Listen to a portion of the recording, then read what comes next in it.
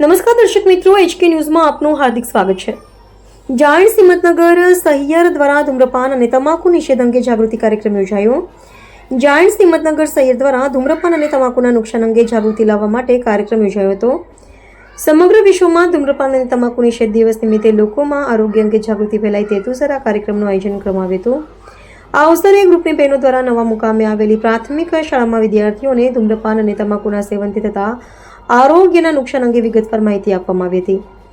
બાળકોને વિવિધ પોસ્ટર અને ચિત્રો દ્વારા પણ સમજાવવામાં આવ્યું હતું કે તમાકુ અને ધૂમ્રપાનના કારણે શરીર પર કેવી ગંભીર અસરો પડે છે તથા અનેક પ્રકારના રોગો થાય છે.